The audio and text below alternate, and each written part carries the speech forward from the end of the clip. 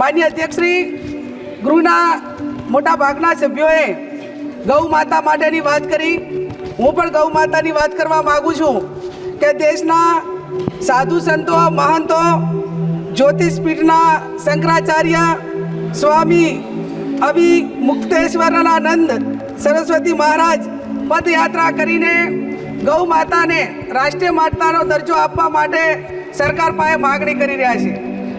માન્ય અધ્યક્ષશ્રી, ગૌ માતાને રાષ્ટ્રીય માતાનો દરજ્જો મળે અને ગૌ વંશ ઉપર હત્યાનો પ્રતિબંધ આવતો કાયદો એ લોકસભામાં લાવવામાં આવે એવી હું માગણી કરું છું.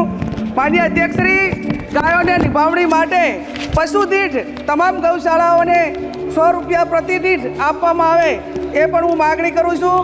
માન્ય અધ્યક્ષશ્રી, ગૌ માતાના દૂધમાંથી તમામ બનાવટો જે બનાવવામાં આવે તે ખૂબ ગુણકારી હોય છે અને જે આપણી પ્રાકૃતિક ખેતી હોય છે એ ખેતીમાં પણ ગાયના ગોબર માટેની ખૂબ જરૂર હોય છે. માન્ય અધ્યક્ષશ્રી, પશુની ખરીદી કરવામાં આવે અને પશુપાલક તેનો ઇન્સ્યોરન્સ લે છે ત્યારે એના ઉપર 18% GST લગાડવામાં આવે છે. તો એ GST હટાવી દેવામાં આવે એવી પણ હું માગણી કરું છું. માન્ય અધ્યક્ષશ્રી, ભારતમાં ચાલતા તમામ કતલખાનાઓમાં કઈ પાર્ટીએ કતલખાનાઓ પાસેથી કેટલું ફંડ લીધું તે નામ જાહેર કરવામાં આવે એવી પણ હું માગણી કરું છું. માન્ય અધ્યક્ષશ્રી, પશુપાલકોના જે ગૌચરો હતા તે મોટા ભાગે ઉદ્યોગપતિઓને આપી દેવામાં આવ્યા છે અને એના કારણે પશુપાલકો અને વન પ્રાણીઓ એ ખૂબ મોટા મુશ્કેલીમાં મુકાણા છે.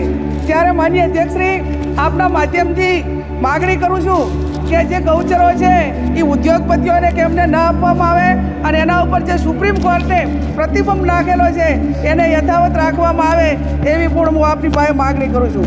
માન્ય અધ્યક્ષશ્રી, મારો જિલ્લો બોર્ડરનો જિલ્લો છે અને એમાં સેન્સિટિવ ઝોન છે.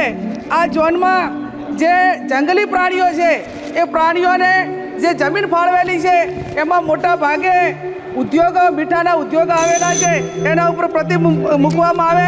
માન્ય અધ્યક્ષશ્રી, મારો જિલ્લો એ પશુપાલન સાથે સંકળાયેલો છે અને પશુપાલન સાથે સંકળાયેલો છે ત્યારે મારા જિલ્લામાં બનાસકાંઠા જિલ્લાના ધાનેરા, દાંતીવાડા, પાલનપુર આ તાલુકાઓમાં સિંચાઈની વ્યવસ્થા નથી. એના ઉપર સિંચાઈની વ્યવસ્થા કરવામાં આવે એવી પણ હું આપની પાસે વિનંતી કરું છું. માન્ય અધ્યક્ષશ્રી, જે ડેરીઓની ચૂંટણી અને તમામ સહકારી ચૂંટણીઓ એ એક મંડળીનો ઠરાવ કરવામાં આવે છે, એને બદલે તમામ દૂધના કસ્ટમરો હોય એ ડેરી નિયામકના તમામ પ્રતિનિધિઓને ચૂંટે એવી પણ હું માગણી કરું છું.